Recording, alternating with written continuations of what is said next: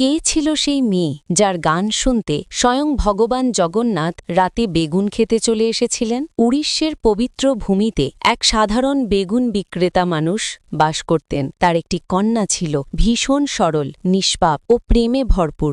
জগতের চোখে সে ছিল এক গরিব সবজিওয়ালি মাত্র, কিন্তু অন্তরে তার হৃদয় ভক্তির রত্নে ঝলমল করত। সে ছিল জয়দেব গোস্বামীর গীত গোবিন্দের একাগ্র ভক্তা।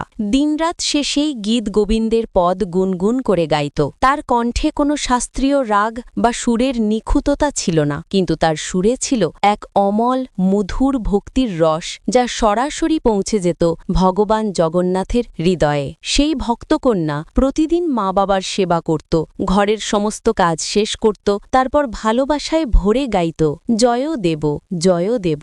একদিন পূর্ণিমার রাত, চাঁদের আলো ছাড়া গ্রাম জুড়ে ছড়িয়ে পড়েছে। বাবা তাকে ডেকে বললেন, মা, চাঁদনি খুব উজ্জ্বল, বাগানটা এখনো আলোয় ভেসে আছে, যাও কিছু বেগুন তুলে আনো, ভোরে বাজারে নিয়ে যেতে হবে। মেয়েটি ঘুম জড়ানো চোখে উঠল, কিন্তু ঠোঁটে তখনও সেই ভক্তিগীতি। সে গেল বেগুন খেতে, চাঁদের আলোয় গুনগুন করে গান গাইতে গাইতে বেগুন তুলতে লাগল। তার কণ্ঠের প্রতিটি শব্দে ছিল প্রেমের ঝর্ণা, আর সেই প্রেমই টেনে আনল স্বয়ং ভগবান জগন্নাথকে। তিনি তার দ্যুতিময় রূপে উপস্থিত হলেন সেই ক্ষেতে। ভক্তকন্যার পেছনে পেছনে নাচতে লাগলেন যেন এক প্রেমমগ্ন বালক। তার পীতাম্বরের সুতোগুলো বেগুন গাছের কাঁটায় জড়িয়ে গেল, কিন্তু তার কোনো হুঁশ ছিল না। ভক্তি আর প্রেমের মদে দুজনেই মুশগুল হয়ে গেলেন। ভক্ত আর ভগবান একে অপরের প্রেমে হারিয়ে গেলেন। পরের দিন সকালে জগন্নাথ মন্দিরের দ্বার খুললে দেখা গেল ভগবানের নতুন পীতাম্বর ছিঁড়ে গেছে।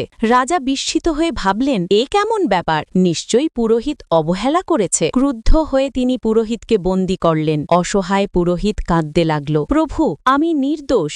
সেই রাতেই রাজা স্বপ্নে দেখলেন স্বয়ং ভগবান জগন্নাথকে। ভগবান মৃদু হেসে বললেন, রাজন, পুরোহিত নির্দোষ। আমার পীতাম্বর বেগুনের কাঁটায় ছিঁড়ে গেছে, কারণ আমি গিয়েছিলাম আমার এক ভক্তের গান শুনতে। সেই নিষ্কলুষ কন্যার ভক্তি আমাকে বেঁধে ফেলেছিল। পরের দিন ভোরে রাজা নিজে গেলেন সেই ক্ষেতের দিকে। দেখলেন সতী বেগুন গাছের কাঁটায় লেপটে আছে পীতাম্বরের সোনালি সুতার টুকরো। রাজা অভিভূত হয়ে কেঁদে ফেললেন। তিনি পুরোহিতকে শ্রদ্ধার সঙ্গে মুক্ত করলেন আর প্রতিজ্ঞা করলেন, আজ থেকে প্রতিদিন জগন্নাথ মন্দিরে গীত গোবিন্দ পাঠ হবে। সেই দিন থেকে জগন্নাথ দেবের মঙ্গল আরতিতে গুনগুন করে বেজে উঠল জয় দেবের পদ। সেই প্রেমময় নিষ্কলুষ ভক্তকন্যার স্মৃতিতে, যার সরল গানে স্বয়ং ভগবান পৃথিবীতে নেমে এসেছিলেন। জয় জগন্নাথ।